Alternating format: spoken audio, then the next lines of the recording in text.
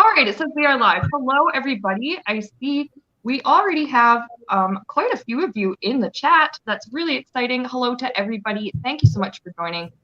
It is Off the Rails Friday Night with Friends as usual, and tonight we're hosting here on Santa Rosa Metaphysical. And so joining me, we have Johnny, Tarot's Apprentice, Tony from Shining Hawk Healing, and Adrian from Red Lentil Healing. You guys, I mastered the pointing thing without getting it backwards.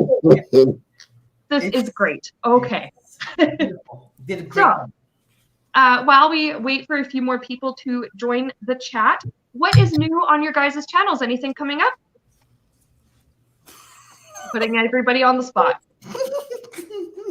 Next week, we will be meeting on someone's channel. I don't remember whose turn it is. Adrian's turn next week. Right. Mine. Adrian will be with us Sunday on the Tarot's Lives of the Political Nature. Yes. I will be trying to do some sort of live next week, but that is not promised. But that's about it. I got nothing. Live on Sunday with Jen Lynn and Johnny and Becca. I did videos for the first time in forever. I don't know, just had some questions, wanted to ask. Normally I do it off camera, but I lugged out my camera and did some videos because, you know, stuff's a little wild right now. Took a look at some stuffs. And next week we will be on my channel next Friday, and I will be posting for questions. So stay tuned for the link. Yeah, I forgot to make a post for questions this time, so I kind of used a bunch of leftover questions we didn't get to last time. Mm-hmm. I'm not that good at creating questions, so I'm definitely going to be. Do you ever need The questions? community always has a way of coming up with good ones, though. I was always like, push come to shove, I can just nag Johnny the day before. I will come up Full of weird questions. I am. Coming up with questions. You should have been a journalist. I can't spell, so that wouldn't go very That's well. why we have editors. Yeah, spell check. I actually was in journalism, and I did do several reports in high school, but I never took it to anywhere. But I already have questions for our next non-political, so if you need questions, I got some. Okay, well, we'll converse offline. Thank you. And then, Tony, what are you up to on your channel? I was up till 2 a.m. working on my cards, and it's just been sort of like, you know, you get so close to the end and designing everything. It's just like, oh no, I've got to do that. I've got to do that. And then, you know, it's just so much. And I'm having such a good time, and I'm so tired. Look at my eyes are so tired. I have to wear my glasses. Everything is going, wow. But that's pretty exciting, though. Yeah, I'm really excited about it. She was actually gambling on the corner with Stagger Lee. That's what she was really doing. That is a really obscure reference I actually get. That's where that went. Sienna, what's coming up for you? What's on your channel? I'm still working on a Reiki curriculum. I'll let you guys know when that's ready. In the meantime, I'm looking for ideas for future videos for my channel. I would like to get back into making videos. It's been a while. And then probably some kind of stream or something. I don't know, tomorrow, next Saturday. Maybe I'll make a video tomorrow and then do a stream or something for next Saturday. I don't know. Now, what kind of videos? That's how organized I've been lately. What kind of videos are you thinking about? Because Well, I've come up with some stuff now. yeah, I mean, I wouldn't mind, you know, maybe doing some tarot readings or something, but I like doing videos on like spirituality and helping answer people's questions and stuff like that. I'll combine the two then. All right. Yeah, because I have an idea in the works that has to do with manifesting, but also mental health. Ooh. So I just have to sort of get my ideas from my brain to the paper, and that's a little bit hard for me to do sometimes. It's a Libra thing. Yes, I think so. Because I'm always like, hey, I should do a live stream. Johnny, you want to go live? And he's like, yep. And I'm like, oh, shit. Now I got to think of what we're going to do. I also want to do like a medium reading or channeling somebody pretty soon. I just got to think of who. Sienna, haven't you done Eleanor Roosevelt? Not yet. I should do her. Something saying you should do Eleanor Roosevelt. Yes. She came in once. I was doing a White House Ghosts or whatever, and she came in once or twice, and she was really cool. I was kind of thinking about her too, actually. Yeah. I feel like that's what I was like. I feel like she's done Ellen. Like, I remember watching one and you were doing. That might have been the White House Ghosts. Yeah. Okay. Yeah. I've done like 4 of those. But yeah, she would be really cool to channel. That's a great idea. I'm going to write that down, actually. But now we can get to the stream, our Friday night off the rails fun with friends. We got some great questions from Tony, some great questions from Adrian and Johnny, and some awesome questions from you guys in the community. And we're going to start off with a little bit of talk about reincarnation.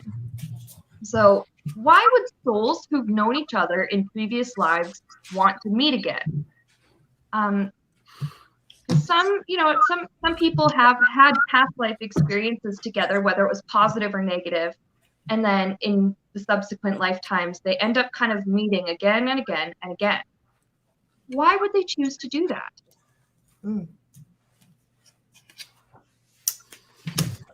Interesting answers I'm already getting.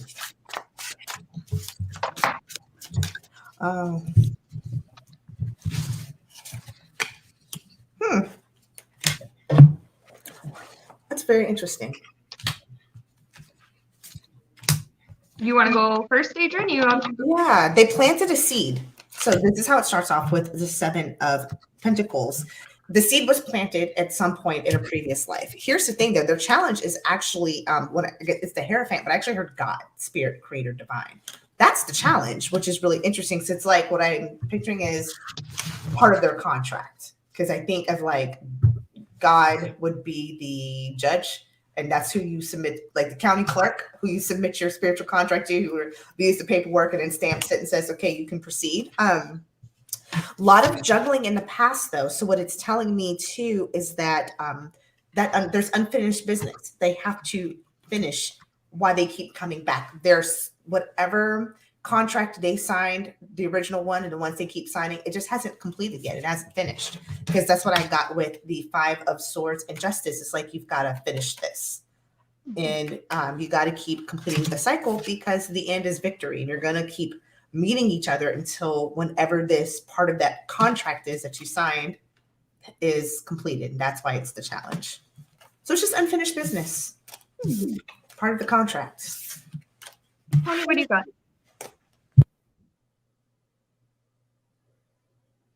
You're muted, Tony. Yeah. No, you're on mute. You're on mute. The same. There. Unfinished business. So yeah, I think that's the reason. But okay, go. Sorry. Well, ask that other question, because maybe it's popping up in here, because I get a couple of things. What is your other question?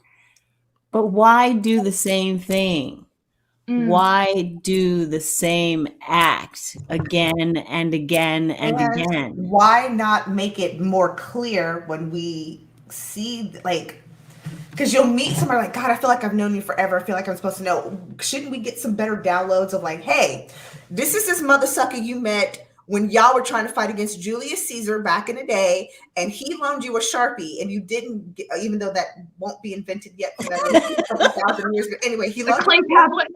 Yeah, and you borrowed it, and because you borrowed it, he couldn't take some notes, and then he ended up dying, and then now you feel guilty, and so you're supposed to, I'm supposed to give him his pen back this time, so I break that vicious cycle of karma. That would be really helpful, Tony. So why would they come back, and why don't they learn to do this? Is what I get.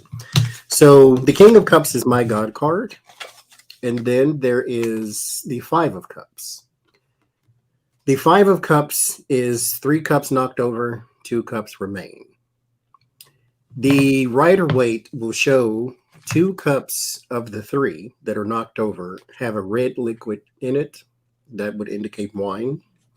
And then 1 has a clear liquid, which would indicate water. which means you lost more of what you wanted instead of what you needed. Wine is not a thing that you need to sustain life. Water is.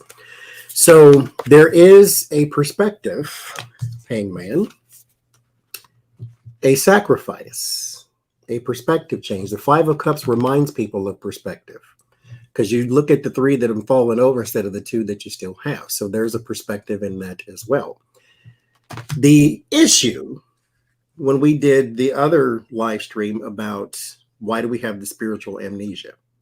Why don't we remember anything from the other side when we get here?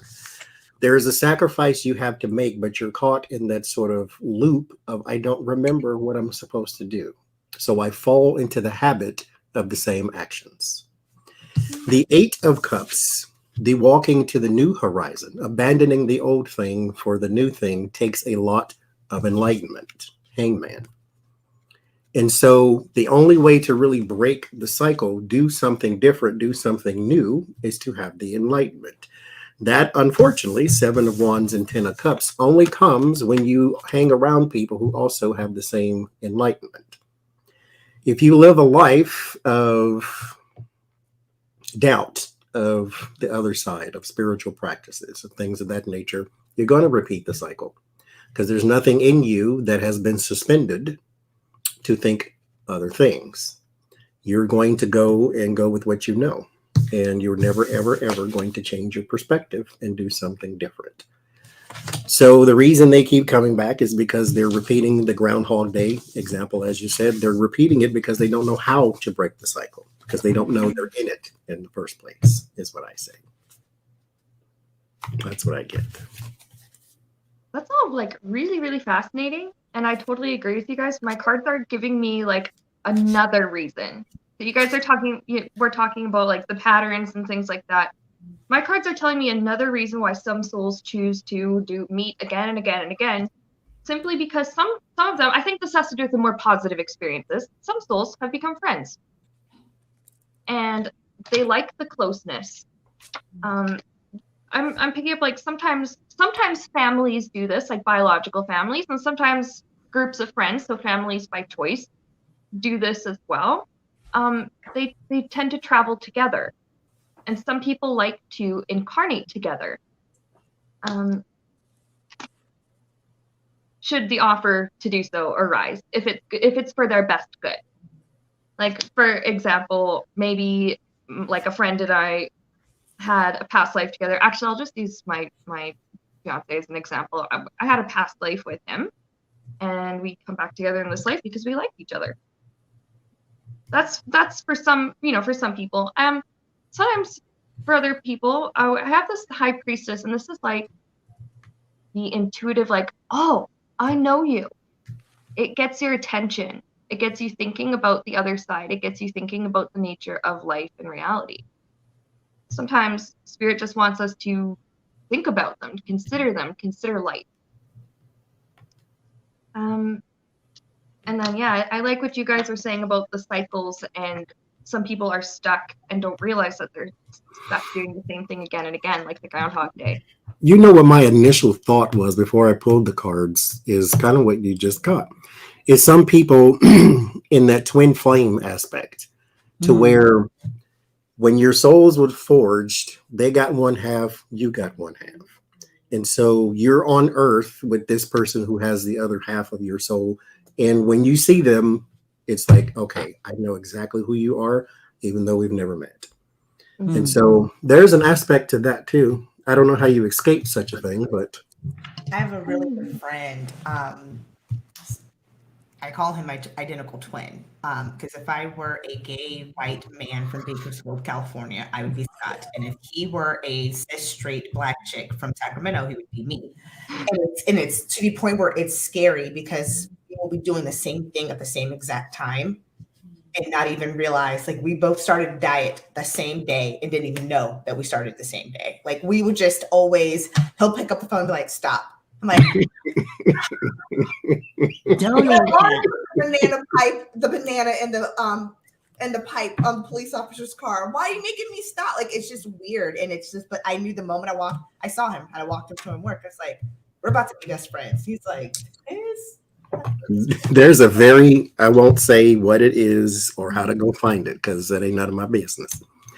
But I was on Facebook the other day and noticed, or was it Instagram booklet? It was one of those booklets. And I noticed Adrian and aforementioned Scott. And I noticed a picture that literally almost killed me. I died laughing at least 3 times. I won't say what it was, but it was so funny.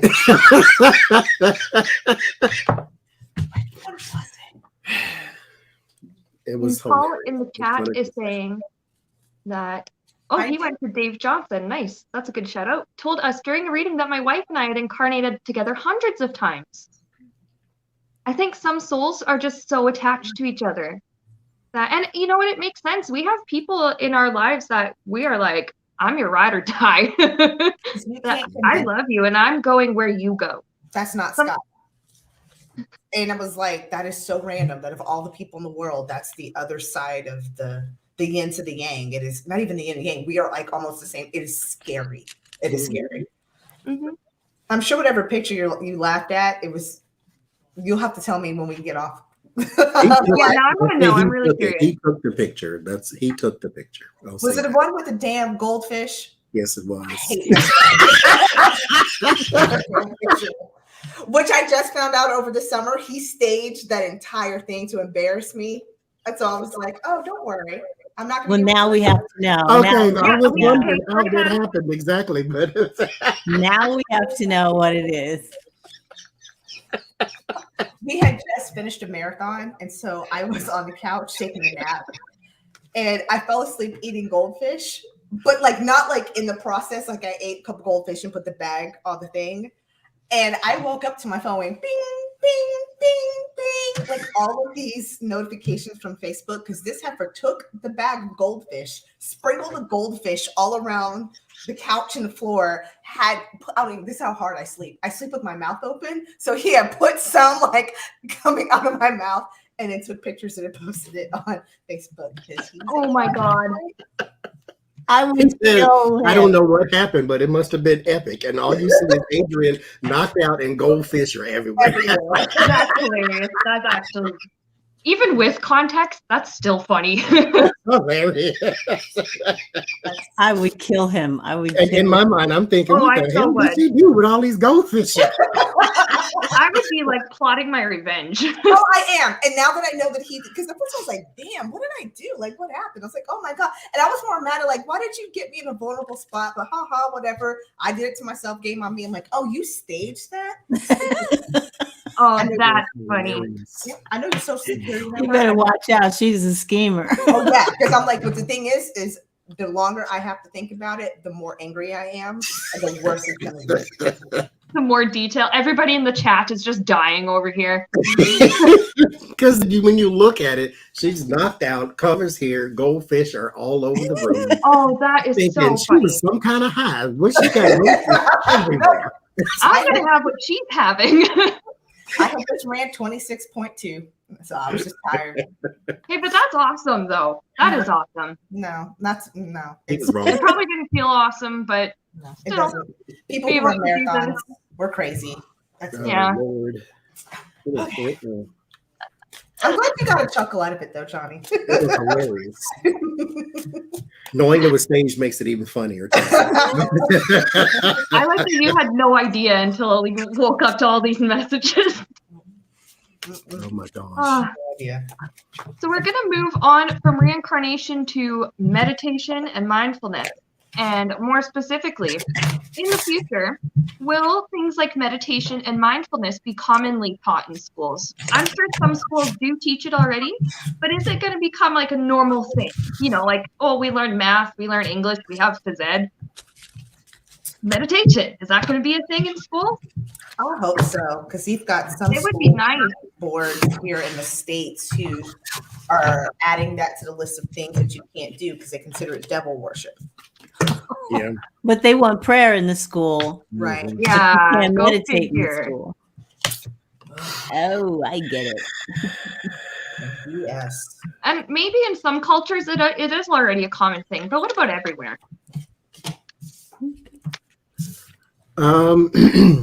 Workplaces like the Huffington Post, and I think if you at the old magazine, they had meditation hours where you go and break away from work and then go do something specific or intentional like that. But here I get the 4 wands and the 5 of pentacles. So here with the school, the business, the structure, 5 of pentacles, throw it out. We don't need that. We're having a hard time right now with don't write books that got, the word gay in it and all these kind of stupid things. So we're to progress our citizenry to the point of meditation is going to take one hell of a leap. But I get the Knight of Wands and the 9 of Swords. This is misinformation. This is not what this says, but that's what this is. Right. The Knight of Wands is progression, going towards something, and an action that has been taken. The 9 of Swords, we're worried where this would lead, type of thing. Oh, meditation is not devil worship. Okay, so they're worried where this would lead. That's the argument against it, because people, when I was doing my soul chat notes, and we were going to do one on meditation and things like that, I worked some questions in there about yoga because the church is against yoga, because that alternate state of mind and the prayer and the posing and all that stuff. Yes, it was very demonic. They're very scared of chakras. I don't know why. And it's tradition and stupidness. But Page of Wands and the 10 of Cups. Here's the thing, though. When I was in high school, they had something called the Timothy Club, where you can go and after school, but still on school grounds, you take your Bible and you do Bible study. And so there is a section here that can introduce such a thing, but it's not sanctioned by the school. So this is completely voluntary. This is something, but there's like messages in harmony. So yes, it is something you can do on school grounds while your child is there, but it is not sanctioned by the school. So therefore it is not part of school activity. It is not being paid for by the school. The teacher is not being paid at that time, blah, blah, blah, blah, blah. So as far as curriculum goes, no, but after school, absolutely, I think. So interesting too. That's the Bible underneath there. That's what I get there. Someone in the chat is mentioning their grandchildren's school has a CALM program. I thought CALM meant career and life management. Does their school also have a meditation program? That's cool. I mean, it would be nice to have actual classes on how to Mm-hmm. relax. You need it. Okay. I think that some schools already do this, have this as a program. Oh, you froze. I think she froze. She froze. Yeah, she's frozen to you guys too. Yeah. Oh, well, she looks pretty. I know. I was like, at least it didn't freeze in a very inappropriate, like, oh God. And then it froze on that. So, like I said, they have a program. I don't know what's going on because everything looks fine, but I don't know.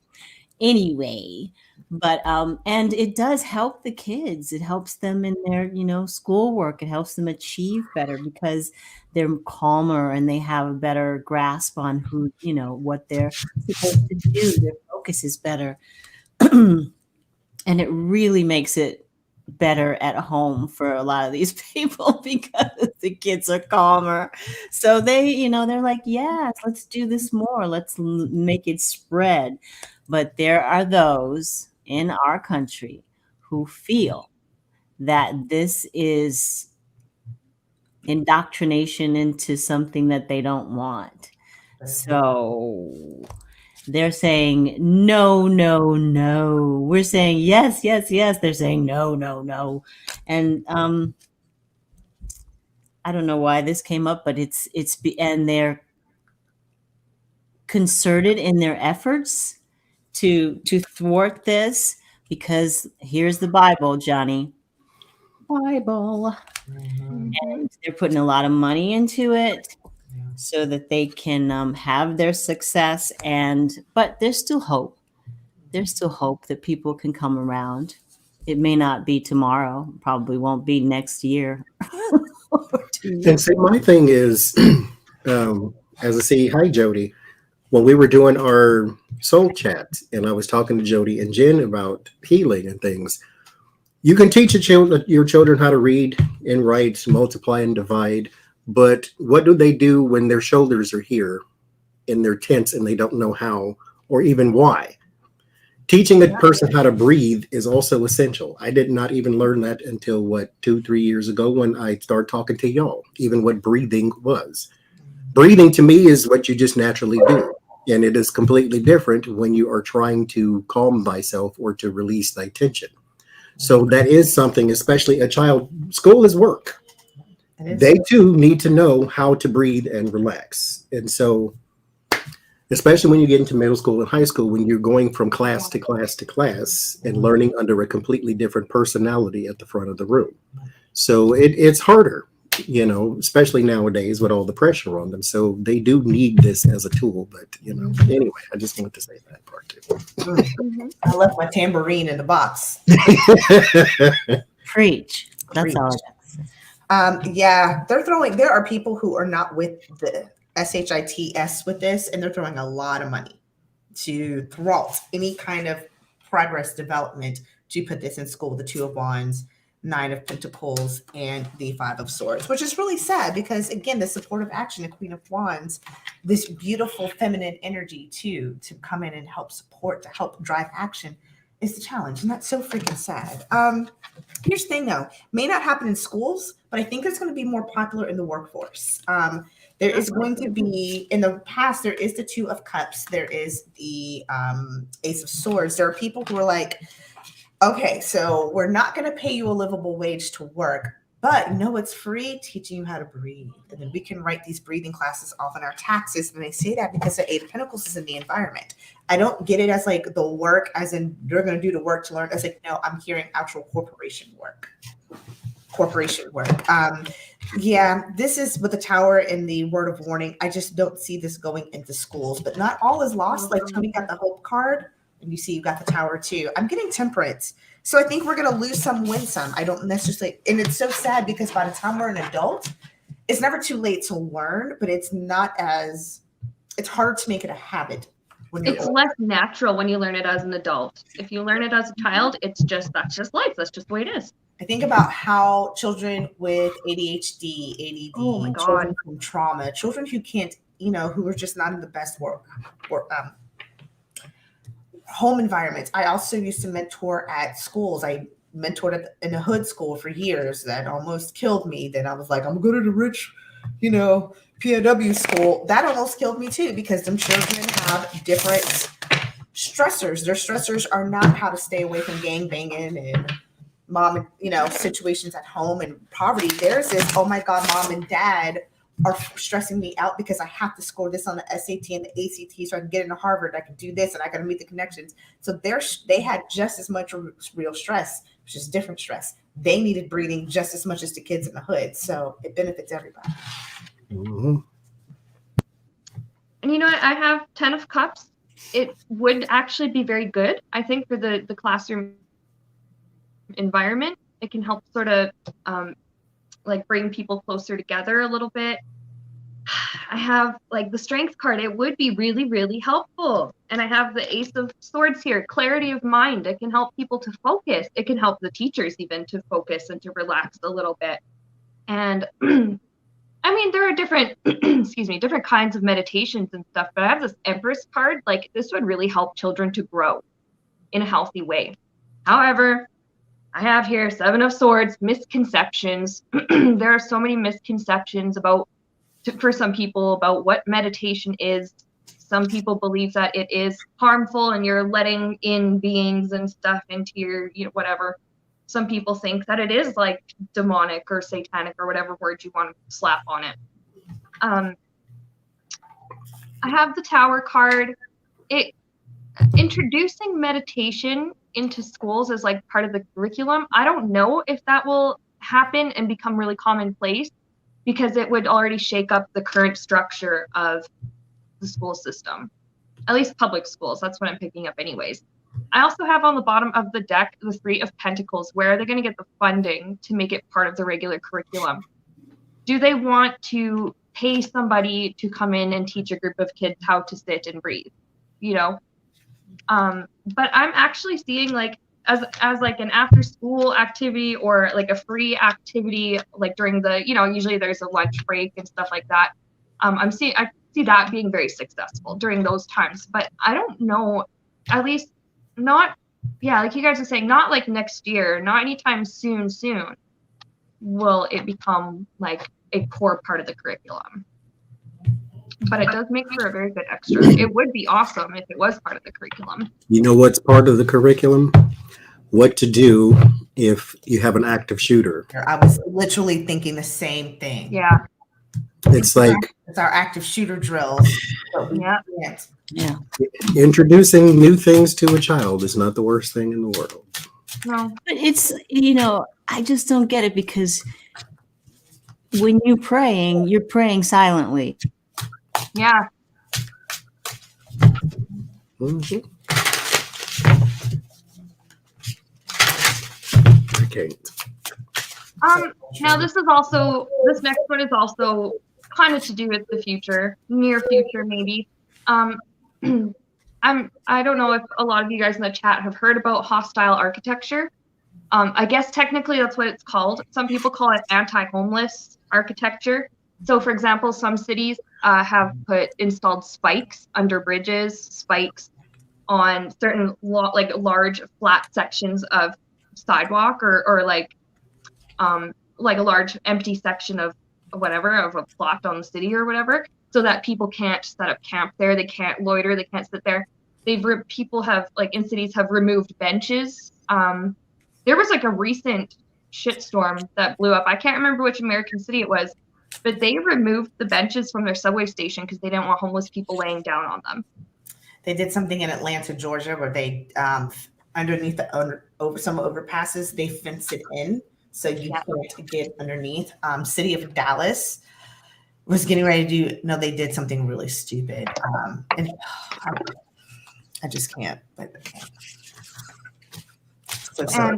So what I want to know is if this practice is going to continue or if it will ever fall out of favor. Because there's got to be a better way to handle homelessness than just pretending they don't exist, saying you're not allowed here or here or here in the city. If the people can't see you, you must not exist, and that's not how it works. I know in Atlanta, those spiky fancy underpasses lasted about a couple months, and they had to take it. Georgians were not with it. They had taken some of them up.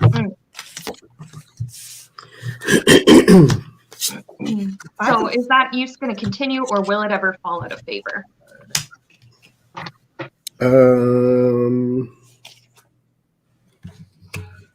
I think it's place specific, of course, but you do get the Judgment and the Eight of Swords is how it starts. So in some places, this is going to be standard in not just overpasses, but in any place where you don't want the area to look a certain way.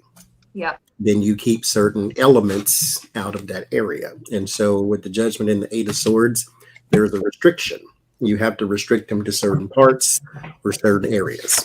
Now, in some places here with the Page of Swords and the Eight of Wands, that's bad news because it's a crime against humanity type thing. Yeah. If you don't want them to sleep under the overpass, then how about you find them somewhere to sleep? When a person is homeless, that means they have no home. That does not mean that they are overpassless. They're still going to have to sleep somewhere. So find them somewhere to sleep is your solution. So this is going to spell especially in blue states or people, the bleeding heart liberal type states. This is definitely not going to fly. This is very bad news. But certain areas, as I said, with the Judgment and the Eight of Swords, are going to say we can't let the area look a certain way. Strength in the Magician. This is all in who is your leadership. It starts at the top. This also, of course, is a reflection upon the people because they are the one who vote for the leadership.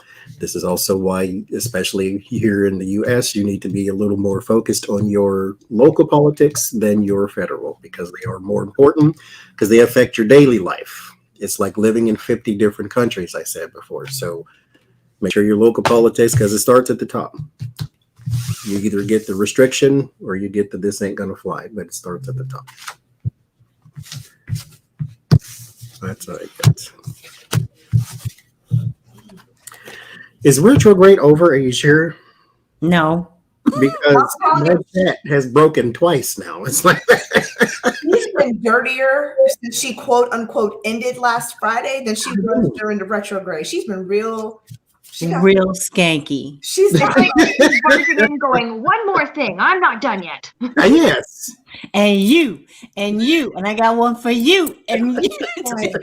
I literally was like, all right, Spirit, I surrender. I don't know what you're trying to teach me right now, Jesus, but woo! Get your boot off my gosh.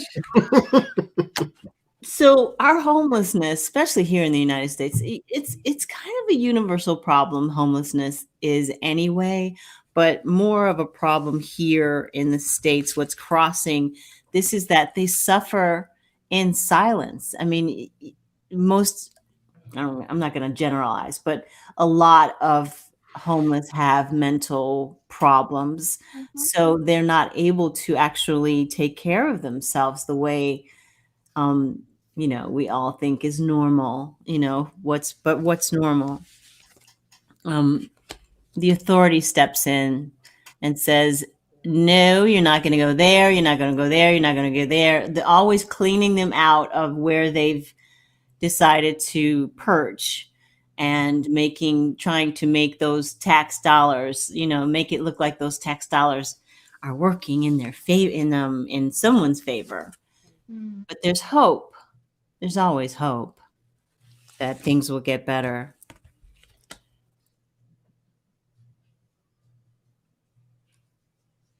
Oh, I think you froze again. If I knew what that card was, I'd tell you. I need to get those cards. With half of a face painted. So I can tell when I go out, but so like I said, they have mental problems. There's a mental not only we're working with their mental problems, but we're having conflicts of the heart and the mind because we know it's not right what they're doing. So that is causing, we have memories of our loved ones who have gone through the same thing through that, through that process. But hopefully there's something that's going to come quickly, passionately. We got to open a door somewhere so that we can have harmony between the two communities, because I just don't see that we're ever going to be free of the homeless. Right. I just don't think that's ever going to happen as long as we have a class system. And when have we never not had a class system? That's true. Mm-hmm. That's true. My answers are more similar to Johnny's. It's all about who's in power and where the power is and where the geography is. So my initial card is starts off with the Ace of Swords. There's just going to be, which is always one of my yes cards. So unfortunately, it's like, yes, they're going to keep this frackle knackle up, and because the challenge is the Five of Swords. This is the card of the night. If I get the card of Five of Swords, one more reading, I'll swipe on Lord. So that tells, I was like, I could stop, but I'm gonna keep on reading because that's what a good tarot reader does. The Emperor and the Ace of Pentacles, there's money, somebody overseeing money. To me, I keep hearing government. That is, it's just, they're gonna, restriction of funds is what I actually heard. So we're gonna either throw more money at like homelessness centers to kind of, y'all deal with this, just get them out of this embankment, which could be what some of the more liberal cities would do, right? Versus you may have some that are just going to restrict money altogether and say, no, if they would just get a job, get this, because if we give them all these resources, that's just going to make them want to stay homeless longer. Y'all know how that mindset works. We hear it all the time, right? So it's just going to be that kind of battle, unfortunately. What's so interesting is in the emotions is the Six of Pentacles, the sharing of time, money, resources. And also a lot of readers energy is a big one too with the Six of Pentacles. Where are we going to share this energy? Where are we going to share this love, this thought of helping other people? But again, with Queen of Pentacles, the Moon, Eight of Cups, the Hierophant, it's going to be about what state, even what city you live in, which how they tackle the homelessness problem. I have some very similar answers. Because I have Eight of Wands saying like this is a very fast growing problem. Very, very fast. And it sucks. And there are some people who are happy to perpetuate it because there is something they can gain from it. But this depends, like you guys are saying, where you live, who is your leader. And this is literally what I'm getting, is the person in charge, are they compassionate or are they more concerned about the budget? Are they more concerned about the people or the money? I have the Judgment card, and I like what you guys are saying about local government. The people in the city have to decide, do we want this to continue in our city? Like, who can we vote in, or whoever who can help with this? Because I have here, it will take a lot of work and a lot of money and a lot of effort and like you guys are saying, I don't know if homelessness will ever be fully eradicated, but it will take cities a lot of time and effort and money to manage it and to have shelters built and to have other resources available for these people.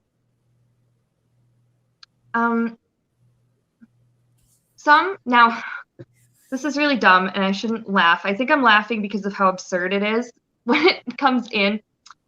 There are some cities where, the people in charge are like, oh, well, if we tell the homeless, well, you can't go here and you can't go here and you can't go here, hopefully they will go out of our city. And then we can say we don't have this problem in our city. Mm-hmm. But all they did was send those people to somebody else's city. It did not solve the problem. They're still homeless. They're just displaced now too. It can be done. I don't know if this kind of architecture is going to fall out of favor. I really think this depends on the people and who they want, like in their city council or whoever makes all those decisions. I'm not really a government person. I don't know much about that.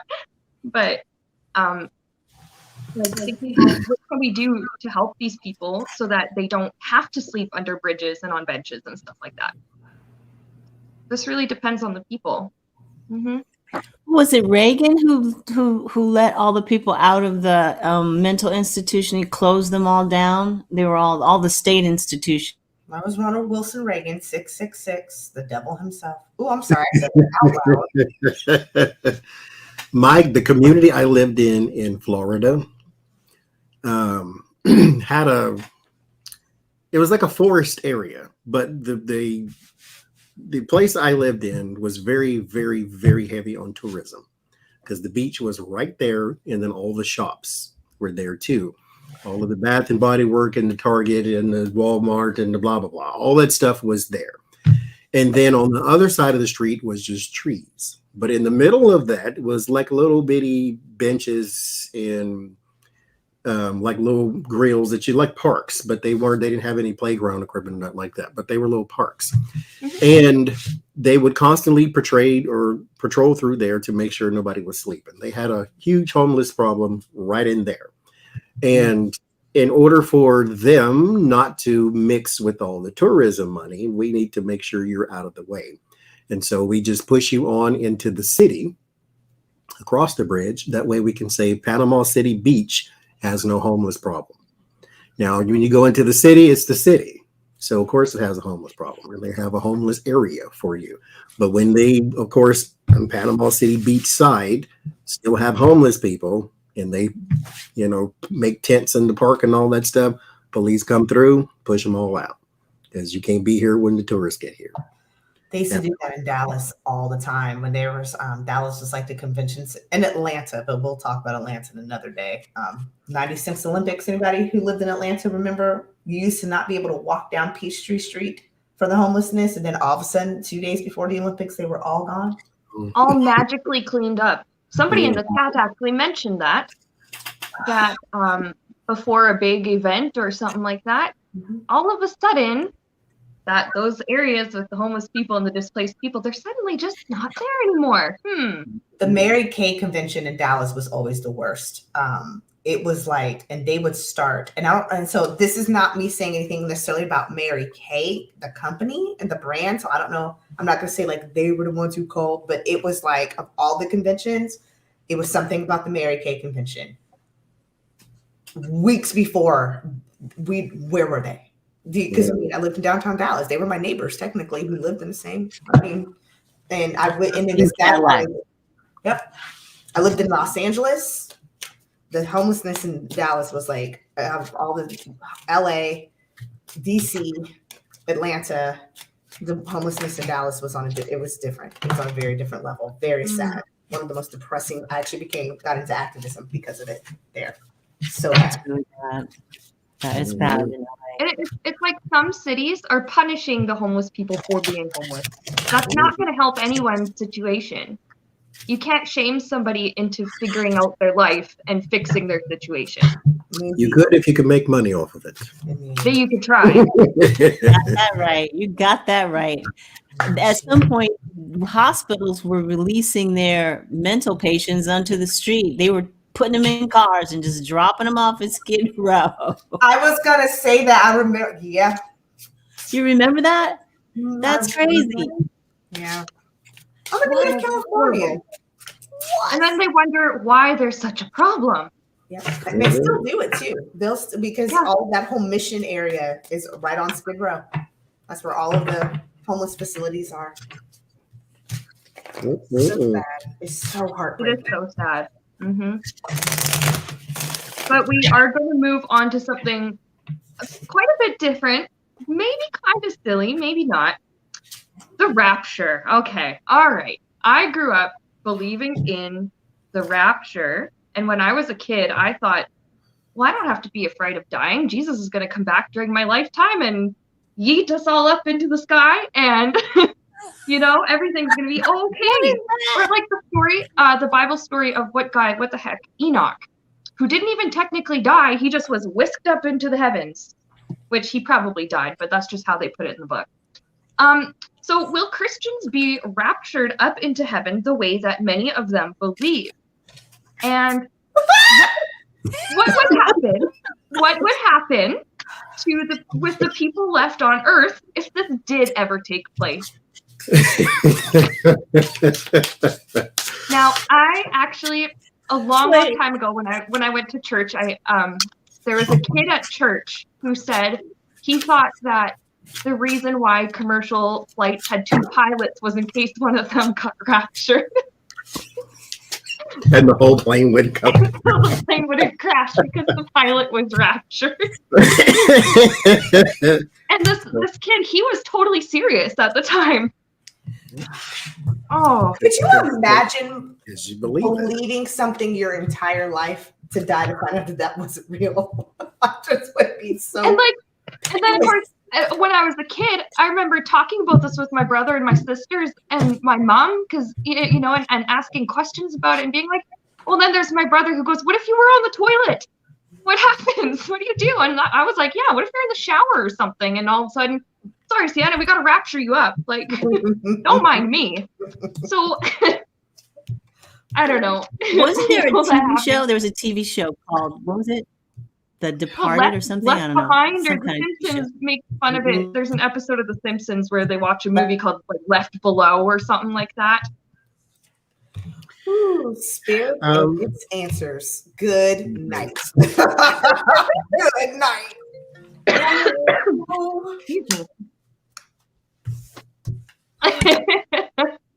The answers. And I'm trying so hard to just. I'm gonna try to be so respectful. I'm gonna try nice answering this one. I just have to laugh. I find it so funny.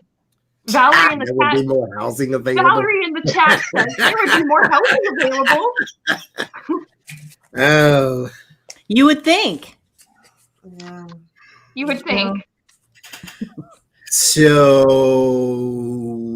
is it a thing that's going to happen? That's the first question. Yeah.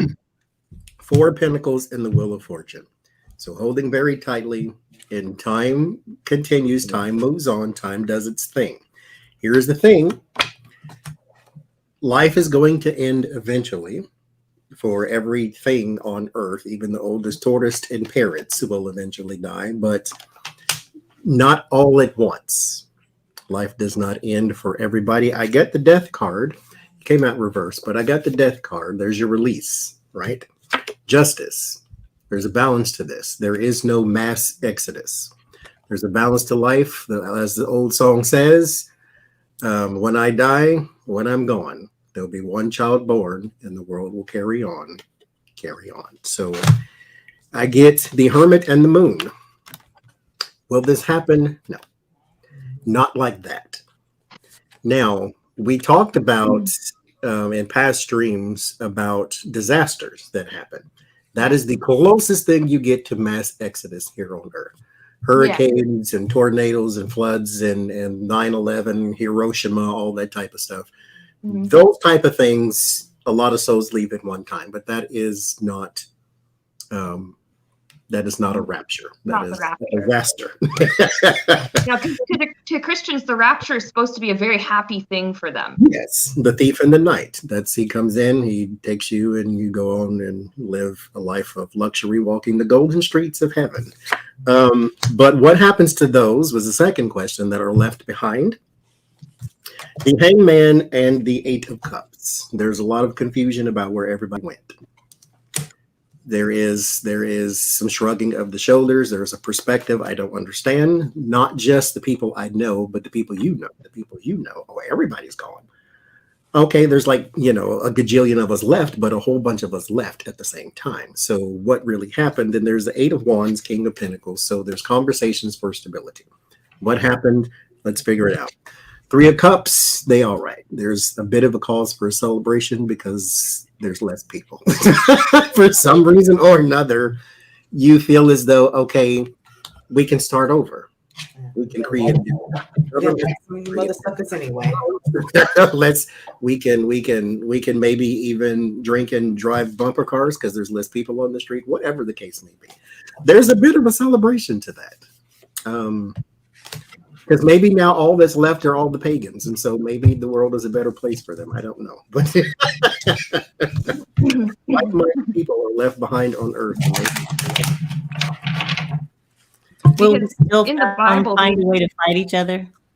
Yeah, and I think in the Bible it implies that things on Earth are supposed to get really, really bad after the rapture. And the Christians are like, "Oh, bye! We're screw you guys. We're going home." Not to make fun of Christians, I still have that respect, but I just think the idea of the rapture, the way some people think of it, is very, very funny. I'm sorry, continue, Tony, but you froze. So I think this sort of reminds me of the rapture. You get into this elevator, you go up into the light. You're going into the light from the base, from Earth, from your body, from what used to constitute who you were. Mm-hmm. You're on this ship on the boat that we all have to traverse, that river, the Styx River or whatever. And then it's all about looking at what you've done in your life, all of your passions and all of the lessons that you've learned, Adrian. Mm-hmm. You go there and you are shown exactly what you've done that is within your contract, and those things that were not in your contract. There's a judgment here on that, because there's always temptation in the environment. These may be the people who were left behind. This is what we'll look like. That's the devil card for those who want to know. All the pagans are left on Earth. Yeah. This is what we're going to look like, Johnny. Yep. That'd be all right.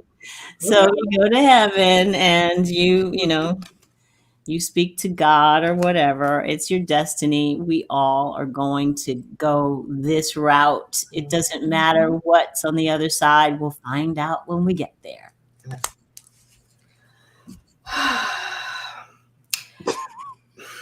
My deck has I think my deck is Christian, but my deck also has an interesting sense of humor at the same time. It's like a Christian. I think my deck is Methodist. Like, so it definitely it's still a Christian, but it's not like Baptist and not like, just that sense of humor. The best Baptist, we were very, very rapture centered. Like, very. It gave me some very interesting, like, wasn't Pentecostal. Yeah, it wasn't Pentecostal. That's how I grew up. Some of too. them really believe that. Mm-hmm. Yeah. They're very outspoken about it. Yeah. Seeds were planted, so there is this belief about the rapture. It's going to come. Here's the challenge, though, because isn't the rapture supposed to happen like quick, like, and then like everybody's like, yeah, no, because the challenge isn't going to be really slow. It's not going to be this quick, and then you transcend and ascend that Christians believe it is. And that I found that funny, and then my deck told me to stop laughing. It's like, stop an a-hole.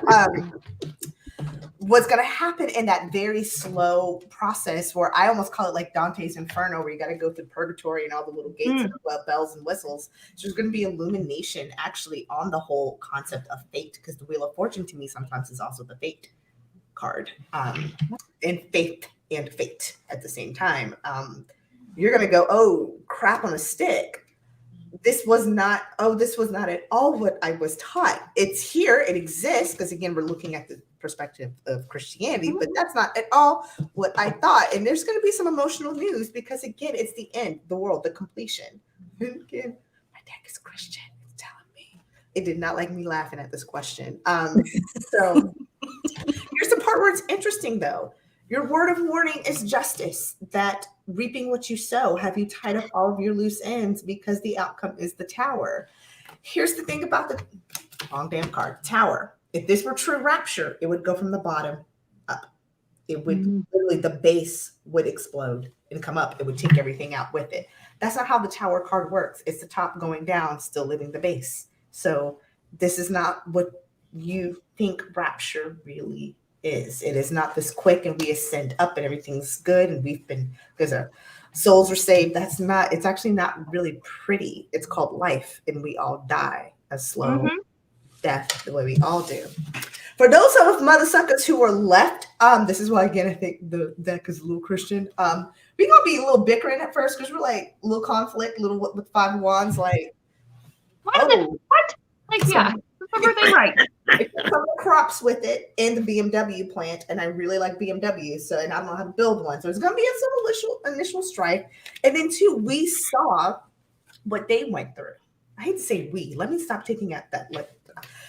Those left saw what the believers went through, so they're going to have to look at their own life, their own karmic path, and kind of get on the righteous path and accept the fact that with the 4 of Pentacles holding tight, they're still there. How do we make how do we figure this out? I just think it's really interesting. This is also what I get for picking the happy deck to talk about rapture, and I just learned that this deck is Christian. Very interesting. And you know what? I have the idea of a rapture, the way that some religious people believe in it and teach others about it, is almost predatory. It's like an us versus them. We're going to heaven, but they're the sinners. They have to stay and suffer. I don't think that's right. However, now more things on my cards say. The body dies. Eventually, life ends. And that's not even meant to be like morbid or anything. That's just a fact. That's how it is. Everybody is kind of looking toward, what is on the other side? What does happen after death? Everybody does wonder, at least once in a while, what happens. Some people try to understand or make sense of the world the best way they know, or make sense of life and death and stuff like that the best way that they know. But I got Wheel of Fortune, fate. I mean, we all will go back to where we came from in spirit eventually. Now, so I'm not getting it would be like all of a sudden, all at once, all of these Christians are being like beamed up into the sky and away they go. Now, I'm also getting that maybe some people are really confused about like the new earth. They teach about the new heaven and the new earth and stuff like that. It could be in the process right now, and we just don't even realize it. I feel like it's more of a spiritual or energetic thing as opposed to a physical happening. But what for the people, if this did ever happen, what's going to happen for the people left on Earth? Well, okay, first of all, there will be some grieving because some people will have lost family members, will have lost friends, will have lost some loved ones or people they care about, been raptured up. I have a sneeze. Sounds like the pandemic. Okay. Thank you. He's Linda. Okay, I feel another one coming, but it's stuck. So I'm just, whatever. If I sneeze, I'm going to conduct in advance. Anyways, some will be like, haha, we survived. Some people are going to see it very differently. Oh, we survived. We survived this. We're still here. Huh? Because see, I have two of swords. It's kind of a mixed bag. Some will be really, really happy, and some will be like devastated because of the people that they knew and loved they're suddenly disappeared. However, I do have the world will try to carry on as normal after a while. There would be some getting used to, and there would be a little bit of a crisis because a sudden disappearance of a bunch of people, that could be a disappearance of a ton of nurses or teachers or doctors. There's shortages of certain kinds of people. But the world, I feel like, would eventually move forward. People would sort of continue on with life, find their own success, find their own happiness. And then it could foster a spiritual connection for some people that were left here. Doesn't mean they become religious, but it could mean that they kind of have more of a pondering about life after life and death. That TV show that I was going to say was called The Leftovers. I don't know if you know that show. Yeah, that's an insult. Because here's my thing. Let us make man in our image. Let us make some of them who believe in me in our image and some of them who don't on the other side of town. Whoever you are, wherever you are, whatever you've done, even, i.e. Hitler or Mother Teresa, you still return back to the same source. You do. You don't have a choice. I don't care if you're raptured or you're not raptured. You still are going to go back to the same source eventually because that's where you came from. It doesn't matter what you've done in life. You do need to be a good person, for you will suffer if you have bad karma. But you're going to go back to the same source. So whether you're raptured or not, you're still in the same boat. Patricia says, I mean, how do you look at it, though? Is it a threat or a promise? Yeah. Because the way we taught it in the Baptists is it was a bit of a threat. Because as you said with your Five of Swords, it feels a little predatory. And it's like you have to always be in a state of ready, which means your soul needs to be clean and pure. You can't be a backslider and so forth and so forth. You need to make sure that you are on the up and up. And so if you are not on the up and up and you meet the raptured, then you're going to be judged instead of just ushered in, show me my seat. And so you need to make sure that you're always ready to be sucked up into the sky. But I like what Valerie says about the leftovers. Depends on the leftovers. Chili is the best leftovers. Pasta, any kind of marinara, tomato sauce coated with lasagna. Oh. Amazing. Anyway. And now this next question is quite silly, and I've been wondering it. I wanted to ask it just for fun. I'm gonna get out my Bob's Burgers deck for it and everything. Okay. So a lot of people know about the shows, The Simpsons, and a lot of people at least know of Family Guy. And those two shows have been running on Fox, making new episodes every year for like 20 years plus. I wanted to see if we can get an estimate of how much longer this will continue. Because I know the reason is because those shows bring in a lot of money and they give people employment. But why not just come up with new shows? Meanwhile, I thought we'd ask this one just to be silly, just to kind of break up the the tension a little bit. Meanwhile, they canceled my beloved King of the Hill after 13 seasons. That I didn't understand. That show was, well, to me, it was fine, phenomenal even. But Phenomenal. I'm also Southern, and I know people like that. Like, I have a cousin who is Boomhauer. He cannot he's Boomhauer, and it is amazing. And I loved that show before I lived in Texas. I loved it even more after living in Texas. Oh, that's such a funny show. My yeah, uncle what? and his friends, or my father and his friends, they all sit and did the whole yep. Didn't say nothing else. Yep. Sometimes it's just all you need to say. Yep. Interesting. I love the episode where he gets the computer game. He starts playing the propane computer game, and he gets totally hooked on it. That is hilarious. Blow him up. Yeah, I haven't seen that I watch years. on YouTube. He when he's playing a game, and when he messes up, he'll say, "Damn it, Bobby," and it just makes me. I was just like, that boy ain't right. That boy ain't right. There's so many people I just want to say that to. Not about. The worst insult one of my sister Londi ever gave me is like for years we used to call our sister Michelle Hank, because we were like, gosh, she's just so conservative, or more conservative, whatever. And then like a year after I lived in Dallas, Londi's like, you've turned so much into Hank Hill. I was like, shh. While there's nothing wrong with Hank, I just went from Bobby to Hank real quick. I don't have an answer. Somebody's going to have to go before me so I can figure out what the hell these cards mean.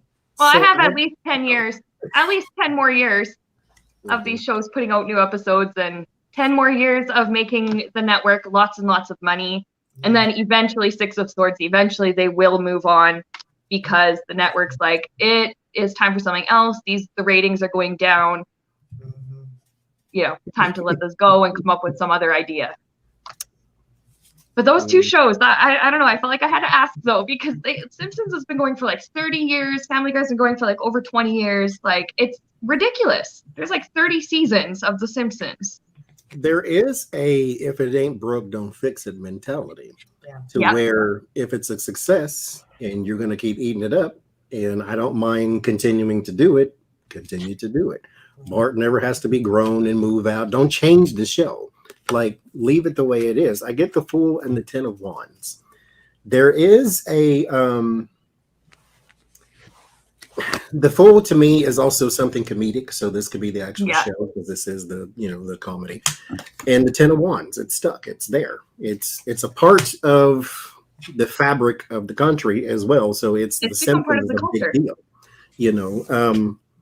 Eight of Wands and the Seven of Wands, it will continue because it's on the higher ground. It's in a better position to defend than those who are attacking. The Hierophant and what's it saying? 7 or 8 of Wands? Both. I got 8 7 of Wands. and 8 of Wands. The Seven of Pentacles with the Hierophant. It's seated. Now, mind you, they will eventually make new plans and do new things. But as of right now, if it ain't broke, don't fix it. It'll continue another 10 years at least. It's stuck. That's what I'm getting to. At least 10 more years. They're looking at it, they're saying maybe it's time. It could be time. Maybe it's time. Maybe no. But what would we have to replace it? Yeah. What would we replace it with? It's such a great burgers.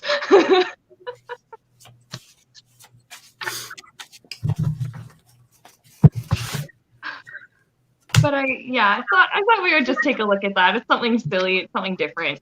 Tony's still frozen.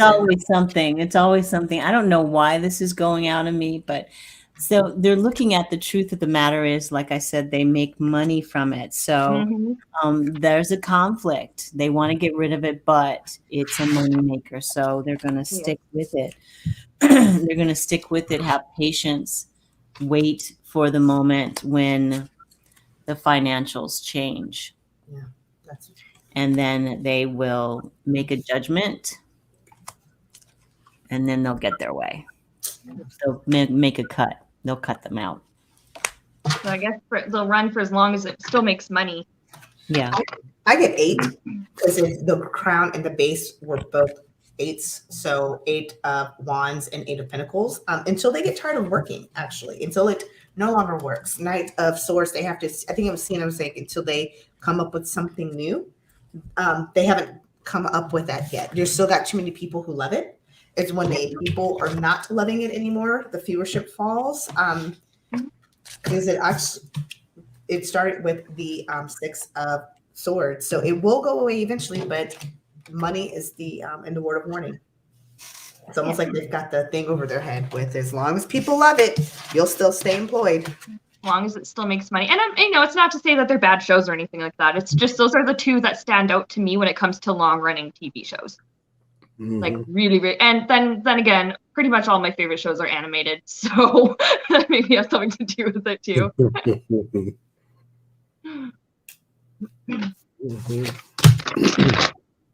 Okay. Then changing gears completely, we actually have one of Adrian's questions, and that is, how do our spirit guides respond when we do not learn lessons? Do they get frustrated? Do they laugh? How do they react to that? They say, you see that tree out there, go give me a switch. Lessons and stuff. Not a switch. A switch. Go give me a switch off that tree. You're going to learn today. No, the tree branch, damn it. I'm thinking about that because reminds me of Community. Someone, like Troy's grandma or somebody, get me that switch. I need to smack you with it. Oh no, baby, we don't get smacked with switches in the deep south. Like with Clydesdales or something. Mm-hmm. I'm not running. Actually, I am. That's probably why. I used to get whoopings with an ironing cord. Oh God! Oh mercy! Because you get that, and that's a whooping. That leaves well in your body. Mm. That's Penny from Good Times right there. It's so beautiful. I don't understand households with corporal punishment because I didn't grow up with the corporal punishment. But then I'm like, you cannot throw a stone. Your family used psychological warfare. $300,000 worth of therapy trying to deal with the psychological warfare and damage that your mother and father did. So now, and do you not remember at the age of 7, you wish they would just beat you instead of the psychological shit that they did? My mother, my uncles and aunts and stuff, they were not smart enough for psychological. They were more physical than anything. Jeez Louise. Yes, kids, we were lucky. If we were farting around and really being bad, we got timed out. And we had to think about our actions. Heaven forbid we had to sit and think about our actions. And then we'd get lectured. Both parents would lecture. I'll be back on daydreaming so hard. You gonna think about what you did? I was like, I thought about ponies and Cheerios. But yeah, I would often just end up playing with my toys, and I would just calm down anyways. You guys had it light. Well, there were times where there was times that I was doing something really dumb and I got a smack on the butt. There's times where it's appropriate. No. My family tortured me. Told you. You have to dodge the shoes and brushes and things like that. I keep hearing some people talk about La Chancla or whatever. La Chancla. Yes. Yeah. La Chancla. Tony, your bob and weave game is that's the name of the game. When you're in trouble, you better weave because something might be coming at your head. You don't know what it's going to be. I'm telling you, when I'm having a bad day, I'll go watch that video of that shoe. His mom and daddy did it to him a couple times back. Laura have been throwing La Chancla at his ass. You have to throw reflexes. That's modern day shoe throwing at you. Let me stop. Cheryl in the chat says that if her kids ever fought over Barbies in the house, Barbie went on top of the fridge until the debate was over. Yeah, that's when I took care of kids, that was my approach too. Or you guys are fighting about this toy? It is my turn to play with the toy. My mother would come home and find us hanging the toy by her neck. I'll just say it was mine was yeah. Oh, you want Barbie? Nobody gets Barbie. She's on fire. Wow, a lot of people in the chat are talking about the corporal punishment they received at home, and I'm really glad that us kids, we were lucky. Mm-hmm. Once in a while, I think the worst thing was just a spank once in a while if you were doing something really, really dumb and dangerous. Oh, Pam, I got beat with a hanger one time. Pam, my uncle used to do the same thing. We used to call it the Uncle Jimmy talking to. And so when my parents were done with their psychological warfare, they would make me call Uncle Jimmy. And Uncle Jimmy would talk to you about you to you for hours. And I would just be like, I just want to die. Like, I want to die. I don't even care to live anymore. I don't. Girl, you got off easy. My uncle was the fastest belt in the West. He whipped that thing out. And he starts swinging and he doesn't care who he's hitting. Anyway. Now, I will say, though, Tony, from your stories, you seemed like you were a horrible child.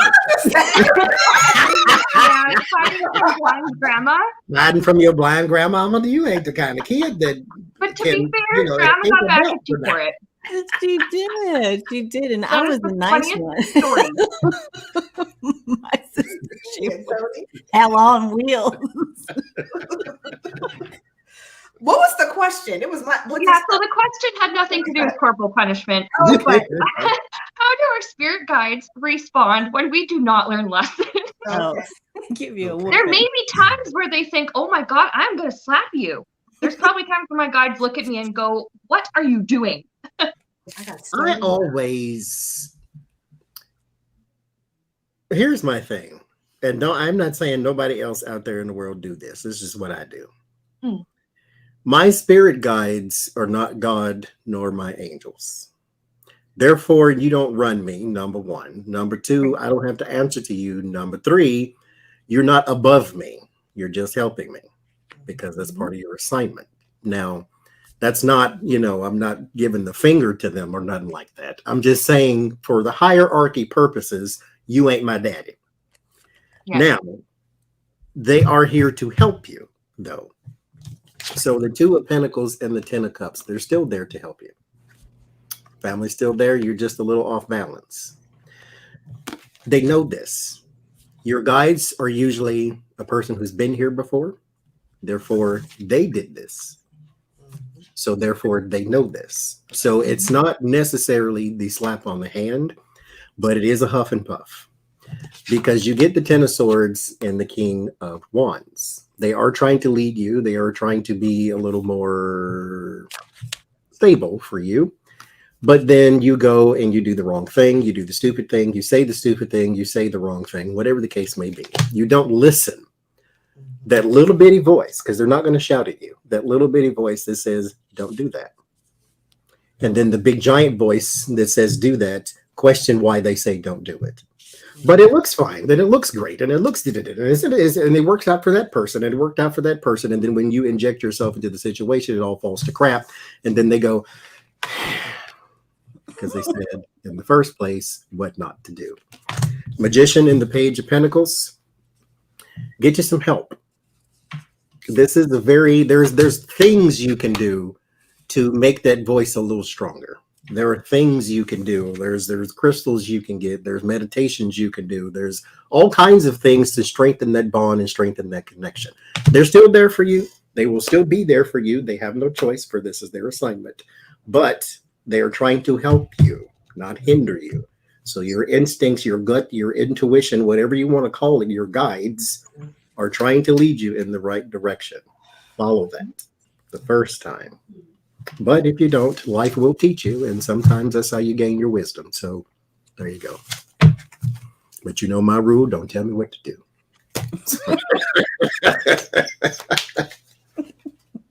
Don't you tell me what to do. Mama. You're not my dad. You're not my real mom.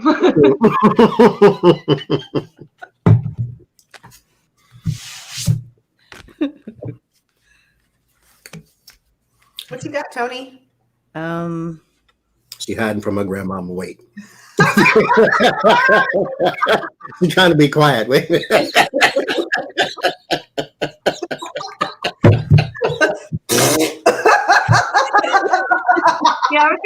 Meanwhile, there's going to be a fart. That's even worse if you're like, you don't want to move. She can't see you. So what is the movement? She could hear you. What, you had to hold your breath or something too? She could hear you breathing. Yeah, you had to hold your breath and stand as. I know she could see. I know she could sense me. I know she could, but that's why she farted. She was daredevil. She knew you were there. Because listen, just because she couldn't see, that meant her other senses were stronger. So she could probably smell you guys. What? 7? I'm 7 years old. What do I know? I'm like. Well, and you know what? That hide from grandma can be a fun game, even if she's not blind. So, I mean, I get it, but life has a book called "You Gonna Learn Today." And F around, fart around and find out. You gonna test that assumption at your earliest convenience. Anyway, what'd you get, Tony? They really hope that we listen to what they have to say. They come with the hope that they will be good guides for us, and they will listen to what we have to say, share our wisdom. If we could just quiet down and listen to them. But like Johnny said, it's a small voice. It's not something that hits you over the head like an anvil. It's a small voice. They love us. They want us to prosper. They want us to, even if we decide that we moved on from them, we don't want to listen to them anymore. We don't hear them anymore or whatever. If we have blocked them out of our consciousness at some point, they still love us. They're not the authority over us, like Johnny says. They're not that. They don't want to be that. And they suffer when we don't listen to them. I think they feel like they've failed a little bit. But they still help us out with all of our obstacles and our challenges. And they really want us to get to our dreams. They want our dreams to come true.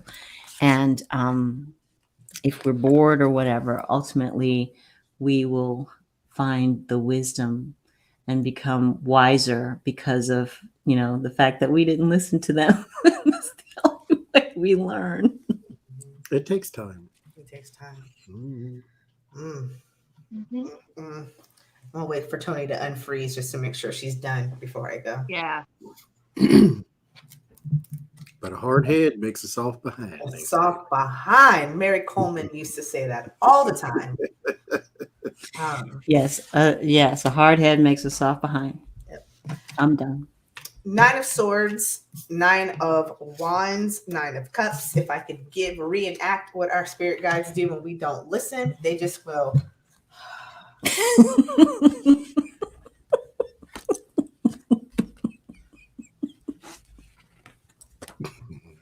That's what they do. Just like that. Now, they're not mad. They're not passing judgment on this because they know they've been there before with the 5 of Pentacles and the Devil, actually. They've been there. They know what it's like. They just look at us like, the reason why they do, and then it's because it's like, I'm not telling you, not pushing you in this direction to hurt you. I'm doing it because I've been there and I know. And they're very protective of us in the sense of like a very maternal. They're the most empathic thing ever. Not just when you hurt, they hurt. When the world hurts, they hurt. They know. And so it's like, I'm just trying to help you because I can see what's about to happen, not just from experience, but I can see. And that's going to hurt you. And I don't want to stop you because then I hurt too. I want to stop you because it hurts me to see a human hurt in the way that you're going to hurt. So they just look at us like these numbskulls. What Johnny says though, what they're going to do is it's going to feel like a new thought with the Knight of Swords charging a new thought. That's actually them kind of implanting the wisdom. Because when they, I think it was Johnny and Tony, like they're going to push you in the right direction and kind of help just listen. It actually may come in the form of oh, hey, you know what? I think I'll do this. Those are your spirit guides trying to come in and help redirect. And they love you. So they're going to help you try over and start again and keep pushing because That's their contract. Because remember, their end of year bonus all depends on how well they guided you through situations. They can't get top performer of the spirit clang is not a word, gang, unless their little pupils do well. So I feel sorry for my guides. I don't think they got any money. And the whole reason I came up with this question is because I did some FS earlier this week, and I was like, I know my guides are like, this dumb girl, really? And I was like, because if nobody else teaches you, life will. Sometimes, though, you do need life scars in order to learn life lessons. And so sometimes they just got to let you fall. They didn't do it on purpose. They did tell you. Because in your head, you know everything, but you have forgotten everything. Because your guide is going to give you the answer to that situation, but you're not going to listen because it's not familiar. It's like, but the party is fine. I know Ted, I know Tanya, I know da-da-da, I know da-da-da, and that then the cops show up and then you're in a holding cell and then your mama got to come get you. And then wow, that was a little too personal. It's like, you didn't even do nothing. That's okay. You still got to stand there with Dorothy and Blanche and Sophie and all the rest of them until your mama come get you. Yep. I'm sorry. Go ahead, Seattle. No, okay. They don't want us to get stuck in bad habits. They don't want us to get stuck in the loop of this lesson comes up, but we don't learn it, and it comes up again, and we don't learn it. They want us to make progress. What I have is that they will give us the opportunity, or they'll help us with the opportunity to learn again and again and again and again until we decide for ourselves either to do differently. Maybe you handled a situation one way and it wasn't the right way. Situation comes up again. Maybe you decide, yeah, you know what, I'm going to do it a different way this time. They want us to get to that point. They also, I think like Johnny was saying, they also want us to feel like it's our idea too, so that we don't feel as though we're being controlled or pushed. I have that they're very patient, actually. They'll wait until we get it. They'll wait till we figure it out. They might try and help us to learn in different ways. But they'll help us figure it out. I have the star card. They feel proud of us when we do figure it out. And they feel proud of us just for trying to figure it out, or just doing our best to get through life or to get through the situation. I even have an entire video on, do our guides ever get mad at us? And the answer that I had in that one was basically no. They just kind of get exasperated. They're just like, what are you doing? But all right. Bruh. I'll let you learn. Natural consequences. Bruh. Stresses me out when you climb up on the table like that, but I'll let you fall down once and learn. Wait a minute. It stresses me out when you climb up on this table. I need you to pull that example out a little bit more. Why are you on tables? Yeah, what's happening? Well, okay, to be fair, this comes from me looking after kids for years and years and years. Oh, I thought she was just saying to be fair, this comes from my and because I love to climb on tables. That is my other hobby. Judge me not is what you shall do. Hey, at least I'm not under the table. Well, okay. Well, that's usually where I was. So. That's not where I start out. He's gonna start out. Oh boy. I thought this was going to involve some alcohol and a few pills. Yeah. Remember, it was Sienna who said you have a few bowls before for breakfast. Have 3 bowls in the morning and not one of them is cereal. Yeah, you taught us that phrase. So I don't even remember where I heard that one, but I thought it was so funny. Sure, you heard it from somewhere. That's it. I heard it and it resonated, so that's actually says a lot about me. You got 4 bowls in my house, and one belonged to her fiance, and the other one belongs to her. They shared the last one. One for me, one for you, and we can share. I tell you this. Here's my advice to everybody: sharing is for children. It teaches them how to share. When you grown, you get your own. When you grow, when you grow, you get your own. Once you're grown, you get your own. I like Oh that. my God. Sharing is for children. I smell another catchphrase coming on. Yeah, I can see this on another one of Johnny's t-shirts. Yes, I learned that under a table somewhere. Table somewhere. I love that. Once you grow, you get your own. Oh, I like that. Leave it to me to derail. I'm sorry. What's next? Okay, moving on to our second last one here. No, this is also the future. Okay. What misconceptions about us will people have 1,000 years from now?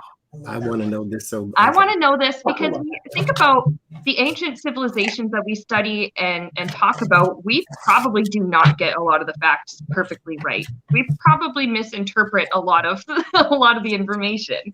And at the same time, you look back in history and you're baffled by what they did or what they do. It's like there was an easier way to do that, or that was a stupid thing for you to do. Okay.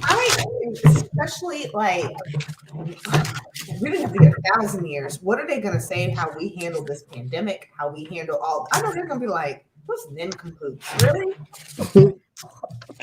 That's what y'all had? That's the best y'all could do." Because we're modern compared to the past. Yeah. That's why we consider ourselves modern. That's why we consider ourselves intelligent too. We created our own tests to judge our own intelligence. So it's not like we got a higher species to compare it to. We say we're just basically smarter than all the animals on Earth.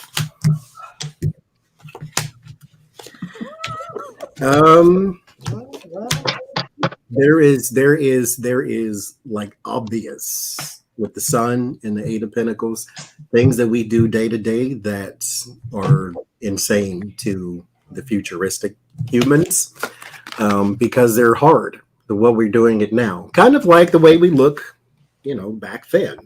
They didn't have machines, and yet they built pyramids by hand. So you can throw up a hotel in a casino in Las Vegas in 8 days. So it's like, why did it take y'all 400 years to build a pyramid? So now we're doing something here right now, and they're going to see that as being overworked. There's also something about poisoning ourselves with the Temperance and the Nine of Swords. Temperance is sobriety. So it's healing after some sort of addiction or some sort of chemical imbalance or something of that nature. And then you couple it with the Nine of Swords. There's also a way to handle depression. Is also going to be a lot easier to people in the future than it is now. It may even be something that's detected in like early life. So when a child, or maybe even in the womb or something, but there's something about chemicals and imbalance and also us poisoning ourselves. There's a lot of questions during the pandemic about food shortages. And I said, well, most of the stuff we eat is not food. It's chemicals, and it may have a piece of chocolate or something thrown in it to make it food, but it's just a bunch of chemicals piled together. The Eight of Swords and the Ten of Pentacles. There is also a class system, which I think will still exist. I'm not saying it won't, but the emphasis on it is damaging to overall society. So the Eight of Swords, which is limitless or limited and restricted, and then the Ten of Pentacles, which is big money. So big money, that 1% tile talk that we always do, that's going to be something that is either eradicated or talked about a lot more towards the future. Of it's easier if everybody's got money. That way, certain things in life don't exist. You don't feel the need to rob a liquor store if you still have access. You may not have money because spending habits are still spending habits, but at least you have access. And so there's some things like that I pick up that they will think about. That's something very similar about one of your predictions. Almost have the same exact cards, one of your predictions. It's interesting. I think if they're looking back in time at us, it's just like, they placed a lot of emphasis on material. Yeah. Mm-hmm. That's exactly what I got.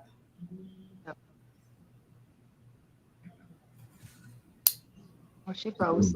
Lovely cards, though. I know.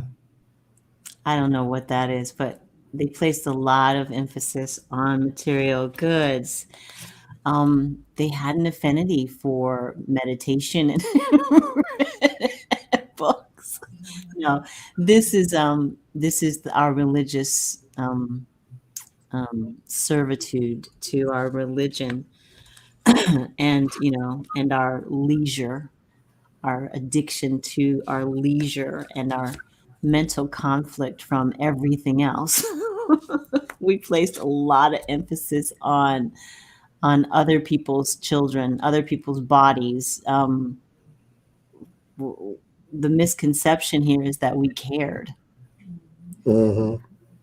because it wasn't about caring. It was about dogma. And so we were filled with the light. Were we? Are we? Are we?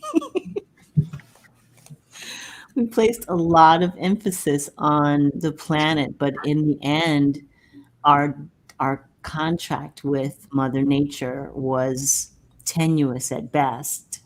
But we made it look like we cared. We really wanted to have the happy family, but we just couldn't find peace. No one could find peace. The reality was there was no peace. The story is that we live happily ever after. Y'all getting some deep answers. They're going to think, so there's a yin and a yang. For the dark side is just how some people were just so driven by greed. Yeah. Getting everything that they can, and just how the selfishness and how that was allowed in so many ways to shape our community and our society with the moon and the Four of Wands. Some people were left out literally out in the dark is what I get with the moon, not able to see the light because of the greed, the selfishness, and just greed. But the ones who were of light, of love, of sharing, I'm getting something like Tony. They actually, because that is the highest of the highest frequency, that does prevail with the Six of Pentacles and the Six of Wands. Those who are about sharing, cohabitation, not the greed, but the antithesis of it is what is actually the true story. That is the victory story. And that's actually going to be the lesson, is once this was able to combat that. There's also something too, I'm getting like Johnny had with Temperance and the 10 of Wands. There's going to be like, we went through something, like we did things, like I'm getting to from like a medical and a technological perspective, way too difficult. And what was interesting was that the Knight and the Star is like the answer to that was much closer than we realized. Like it was one of those, like, we'll have a light bulb moment, but they'll see it and we didn't, because we'd be like, dude, the answer was right there. Like we did not know. It took y'all 400 years to build the pyramids. You didn't have to. It's going to be kind of like that. But they're like, if they had just only seen, if they had mixed nitrogen with hydrogen peroxide instead of just a big old, they just had a little bit, and that would have changed everything. They were so close yet so far. And I'm getting to, especially with the Temperance and the 10 of Wands, something about like, it was medicine, something that we're medically doing that could change everything. Kind of like when they accidentally discovered penicillin. It's something like on those lines that is going to make a really big change. Mm-hmm. Now, something that I have for misconceptions. I mean, we see, well, I'm not going to say in absolute terms that this always happens in the world, but this happens a lot in the world. One misconception they'll have about us 1,000 years from now is that success, Six of Wands here, success in the like judicial system depends on how rich you were. A lot of people are going to think, well, if you had money, you got away with the crime. Or if you had enough money, you avoided the consequences. That's one misconception that people will have, is that the rich like often got off the hook, which, I mean, it does happen, but they might think that it happens way more often than it actually does. I also have, now I'm being reminded of what we maybe think of, like, say, the medieval days, where there was, like, you know, conquests and crusades and stuff. We used to think, like, wow, life was brutal. People were awful to each other. People in 1,000 years will still think that about us. Like, wow, they were brutal. Sometimes, you know, it's not like it's going to be all bad, but also like, wow, the corruption and the lying and stuff like that takes place in our society, they're going to notice that, and they're going to be like, wow, life was probably really tough for for a lot of these people. They're also going to notice this huge, like, to them, I think it will be a huge disparity between the wealthy and the poor. And I think they're going to kind of place a big emphasis on, like, the class system. And then they're going to notice how we were very, very concerned about money and materials, like you guys were saying. That they're going to be finding artifacts. They'll call them artifacts. To us, it's cheap shit from the dollar store. It's our single-use plastic forks and stuff like that. Pardon my French. I saw your face there, Adrian.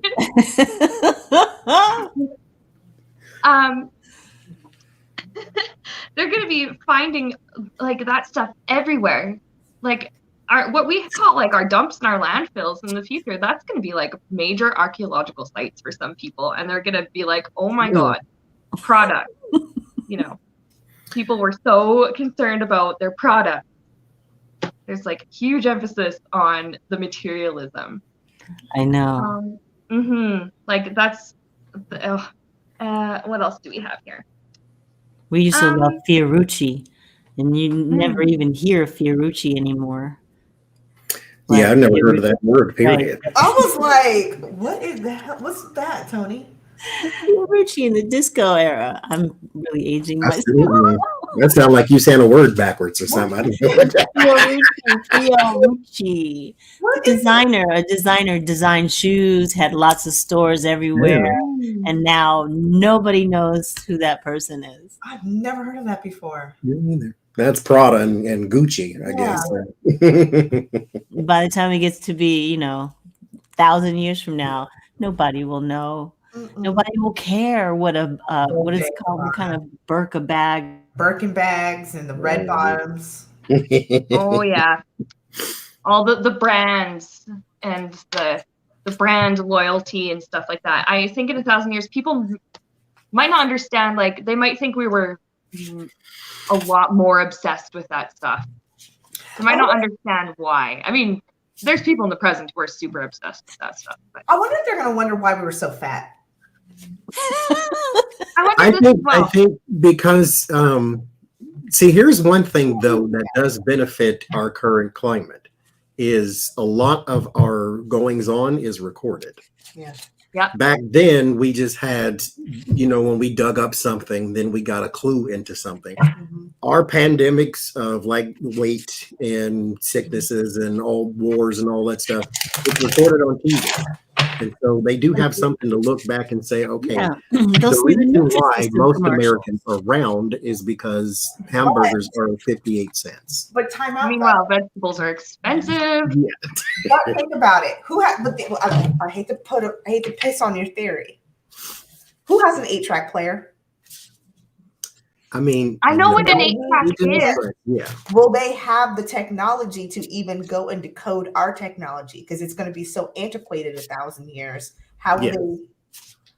Yeah, but a lot of that stuff is bit like the information on it is being put on chips, and now. Well, even if you had an 8-track, you still know how to build one. And they can always reverse engineer, maybe, but will they still have all the resources? Or will they be making their things out of something else? But that's like the Polaroid camera, that came back out. Oh my God, that is the biggest piece of blah, blah, blah I have ever seen in my life. Oh my God, the pictures are horrible. Or the big giant powder box that they used to have and just pop in. Sit still for 20 minutes. Yeah, can't move, can't do nothing.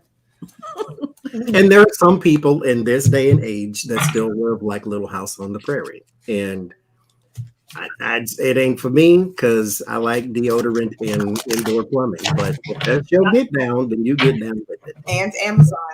I mean, You think Amazon's going to be around in 1,000 years? no. God knows he'll It'll be try. called something else. It's going to be Amazon Center, the Amazon Center on the moon. That's what I actually think he was going to do. He was going to put some Amazon stores and be. If they can, because they do want to build the dome on the moon. They do want to do that. Mm-hmm. I know. Mhm. You go right ahead.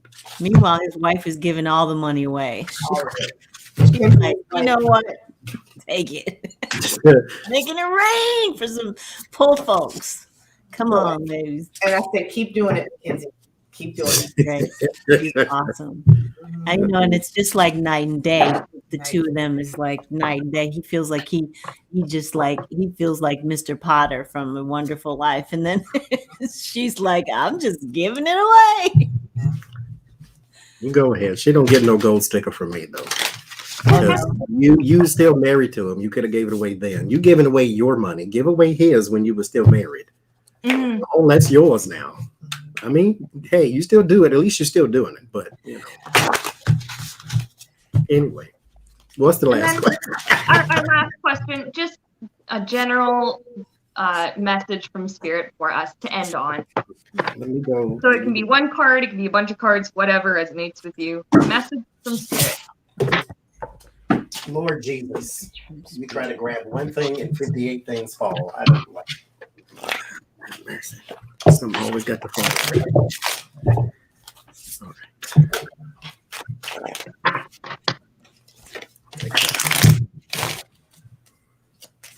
Ooh, that one's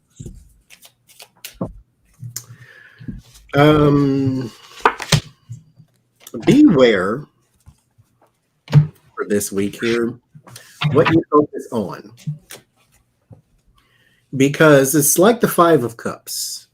When those 3 cups fall over and the 2 cups are behind, when you have blessings, when Spirit is still giving you something, because I guarantee you those 2 cups that you ignore, somebody would love to have. mm-hmm. But they're still yours. Be mindful of what you focus on. Focus on the positive. Focus on the silver lining and take action on that. The 3 cups that have fallen over in that 5 of Cups, 2 had wine. That's not necessary to sustain life. 1 had water. The other 2 have whatever. Chocolate milk for all I know. But you still have something. So focus in on the positive. Take action on that. Leave the negative behind, for it does not serve you. It's just a reminder of how effed up things were at some point. That's all it is. That's all it was. Focus on the positive. I got the same thing. Focus, focus, focus, focus. Focus, and then I picked another card on your passions. What is it you're passionate about?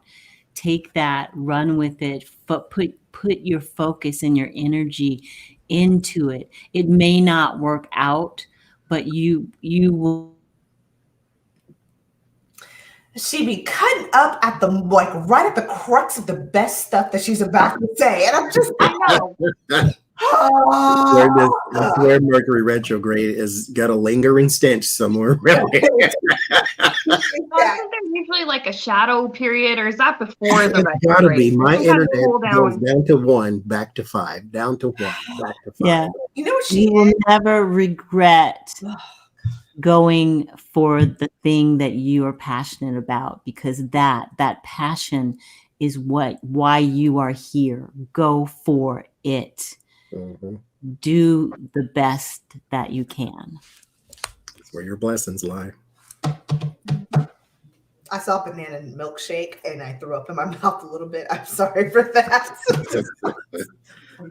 Bananas and smoothies, though, really good. Banana smoothie, So yeah. good. A banana with milk in a milkshake form. You missed me with that one. Okay. With You know what peanut that butter. would remind me of? You know, when we were little, you got the banana flavored penicillin when you were sick. No.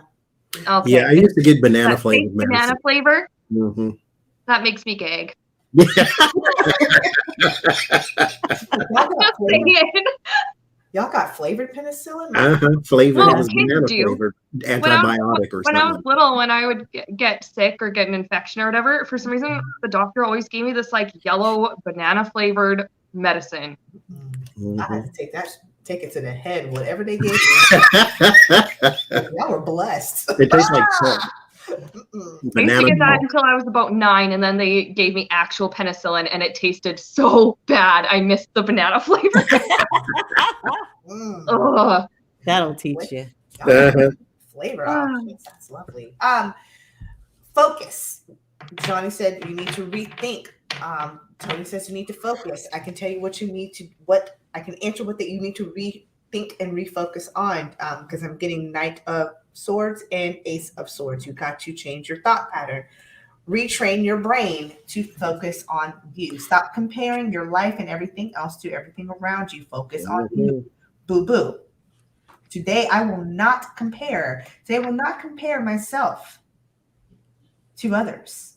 I will find me peace. True peace. I feel called out by that. In my life. Stop. Retrain your brain. What they have is what they have. What you have is what you have. What's coming for you is so for you. It ain't gonna make sense to them because it's not for them. Just why what they have is not quite making sense for you because it does not fit for you. Spirit is building something for you that is perfectly for you that you ain't gonna even be studying what they have. Once you get what you's gonna get, because it's meant for you, is going to knock your socks off. Retrain your brain. Don't be distracted with the outer. Focus on the inner. Stop comparing. Focus on you. Man. The message I have actually goes along with your guys' messages of focusing on, what you want to think about, things like that. In the meantime, I'm using these Paths of the Soul. They're called Paths of the Soul Destiny cards with this really pretty fractal art. And this is card number 33. And I'm looking in the book here. And it says Kuan Yin. Kuan Yin is the bodhisattva of compassion. In the cards, she represents compassion and kindness towards oneself. You got to be kind to yourself while you're trying to, like you guys are saying, retrain your brain. Stop being so hard on yourself. Watch your mind and the words and judgments that you have about yourself. You are much kinder and more forgiving of others most often than you are of yourself. It can take many lifetimes to fully embody this lesson of compassion, but you are almost there. This is one of the biggest openings of the heart center that one can experience. So I guess during your process, be kind to yourself. Be careful what you say to you. And it's so good. I love meditating with Kuan Yin because it's she's lovely. Peaceful energy. Yeah, she's lovely. Always walk away feeling so soothed like a mom just trying to birth their baby. Yeah. That's why it looked like a cupcake. That's all I saw. Sounds really good. I'm so fat, Jesus. That's all I think about is food. Yeah, but cupcakes though. I mean, cupcakes. I think about I cookies. said that to myself this morning. I was so fat, Jesus. Oh Lord. I'm like, well, what are you gonna do? Yeah. Life is too good not to enjoy a cupcake or 3. Oh, 2. I mean. or the whole batch. Yeah. But that was our Friday night, Off the Rails, Friday night with friends. Thank you, everybody, for being here, viewers, and Tony and Johnny and Adrian. Next time, we will be on Tony's channel, or Adrian's channel. Adrian's channel. And same time as usual. So 5:30, or I guess 4:30 Pacific, 5:30 Mountain, et cetera, et cetera. You guys do the math. So yeah, thank you guys very, very, very much for watching. This has been so much fun. And we're going to see you guys around very, very soon. Yep. See you guys next week. Bye. Krispy Kreme. Bye. Same bat time, different bat channel. Okay, bye.